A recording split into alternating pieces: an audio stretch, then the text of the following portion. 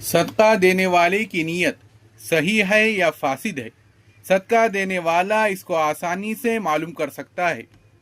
اس طرح کہ صدقہ دینے والے نے کسی کو صدقہ دیا اور اس شخص نے دینے والے کا احترام نہیں کیا اور نہ اس کا شکریہ ادا کیا، تو دینے والے پر ناگواری کے اثرات ظاہر ہو اور وہ ناراض ہو، تو یہ اس بات کی علامت ہے اس کی نیت حصول ادائیگی شکریہ کی تھی، اعزاز و اکرام حاصل کرنے کی تھی، وہ حاصل نہ ہوئی، تو چہرے پر ناگواری کے اثرات ظاہر ہو رہے ہیں۔ یہ خالص اللہ کے لیے صدقہ نہیں ہے۔ اللہ کی رضا کے لیے صدقہ کرتا تو یہ اثرات ظاہر نہ ہوتے، کیونکہ اللہ کی رضا لینے والے کے شکریہ کی ادائیگی پر موقوف نہیں، اسی طرح لینے والے کے اعزاز و اکرام کرنے پر موقوف نہیں۔ اللہ کی رضامندی تو خالص اللہ کے لیے دینے سے فوراً حاصل ہو جاتی ہے۔ اگر چہرے پر کسی قسم کے ناگواری کے اثرات ظاہر نہ ہوں تو یہ علامت اس بات کی ہے کہ اس نے اللہ کے لیے صدقہ کیا، اس کو کسی اور چیز کی حاجت نہیں، نہ شکریہ کی ضرورت ہے اور نہ کسی کے اعزاز و اکرام کی ضرورت ہے۔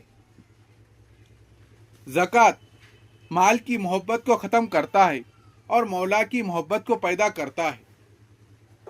بہرحال جس شخص نے اللہ کے راستے میں دیا اور پرہیزگاری اختیار کی اور اچھی بات کی تصدیق کی، تو اس کو ہم آسان طریقے کی توفیق دیں گے۔ فرمایا کہ ان آیات نے ثابت کر دیا کہ انسان جیسا عمل کرتا ہے ویسا بدلہ پاتا ہے، جیسا اس کا کردار ہوتا ہے اس کے مطابق اللہ تعالی اثر مرتب کرتے ہیں۔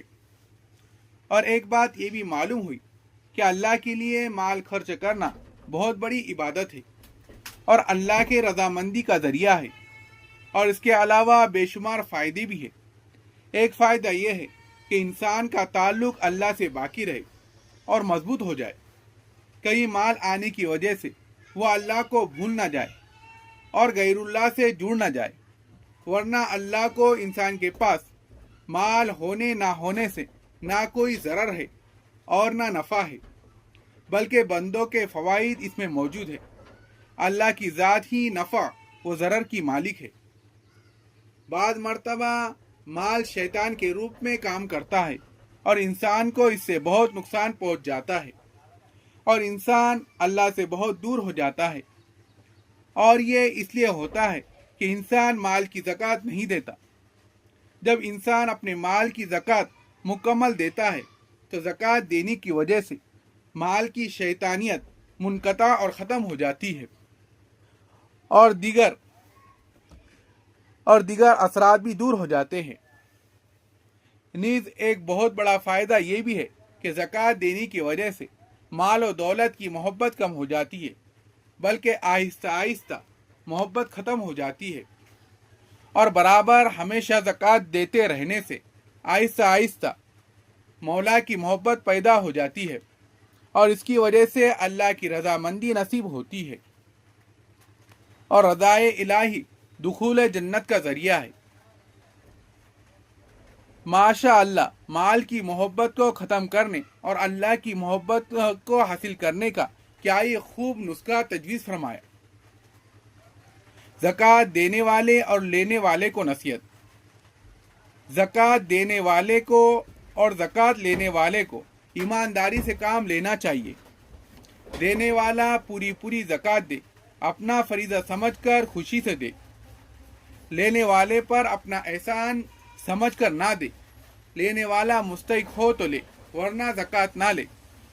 جائز کام میں خرچ کرے۔ دینے والے اور لینے والے دونوں کو بے ایمانی سے بچتے رہنا چاہیے۔ دونوں کی شرعی حدود متعین ہیں، ان حدود سے تجاوز نہیں کرنا چاہیے۔ احکام شریعت کو مد نظر رکھ کر اپنا حق ادا کرے اور اپنا حق لے۔ دونوں کا مقصود رضائے الہی ہونا چاہیے۔ فرمایا کہ اپنی صدقے کی ہوئی چیز بازار میں بیچی جا رہی ہو تو اس کو خریدنے میں کوئی حرج نہیں ہے، جائز ہے، لیکن خریدنا بہتر نہیں ہے۔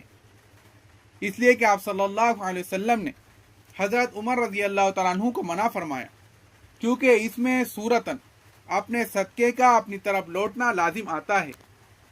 اگر دوسرے کی صدقہ کی ہوئی چیز ہے یا زکوٰۃ میں دی ہوئی چیز ہے تو اس کے خریدنے میں بھی کوئی حرج نہیں، اور نہ کسی قسم کی ممانعت ہے اور نہ کسی قسم کی خرابی ہے۔